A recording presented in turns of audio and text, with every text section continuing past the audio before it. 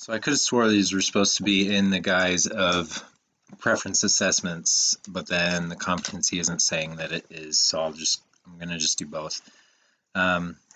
Starting with free operant, if I'm the kid, and then the RBT's off over wherever, and he's like, the kid's eating his Frosty, like doesn't really touch the lemonade, really going crazy on the Frosty, then in my free operant preference assessment, I'm assuming that Frosty's pretty preferred. He's eating some fries here and there, but mostly it's just Frosty, and he just doesn't even touch the lemonade. I can presume that the Frosty is highly preferred, and then fries are moderately preferred, and then lemonade might just not even be preferred. If it's free operant teaching method, I think again it's just kind of in the natural environment, but the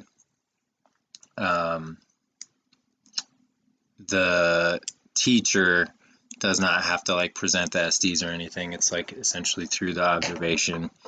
NET in terms of the preference assessment would probably be if like the kid wants something to eat and I go like, oh, do you want your fries or do you want chicken nuggets? And they choose, like, then they're choosing their preference over it, and I'm giving them which one they want, and then it's just naturally occurring as it goes. Same thing with teaching, if that's what the competency wants, that I'm teaching like incidentally, just kind of not just as I go, or just kind of dropping in, not at a table, not organized, just kind of jumping in. Hey, what do you want? And going to DTT, if it's the preference assessment, then I'm likely sitting at a table.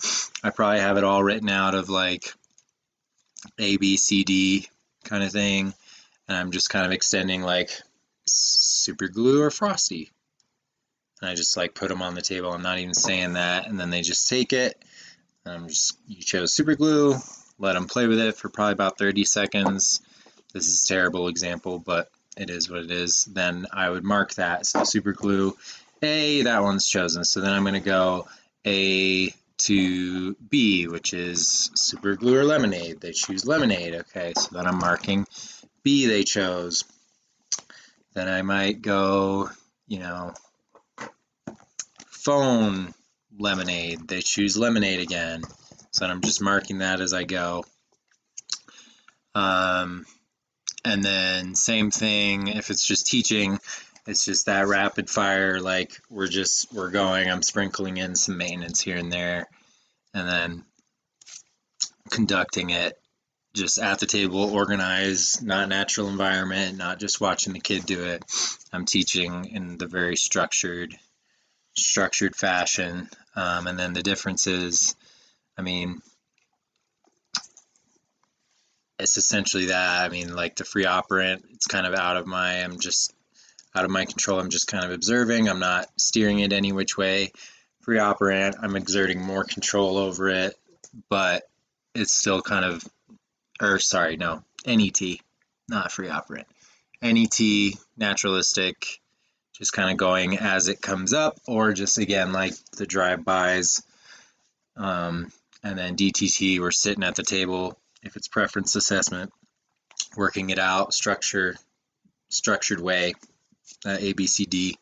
And then if it's work, I'm hitting you with these trials, I'm sprinkling in the maintenance stuff. So it's just the more structured, sit down, organized route versus the more free ranging.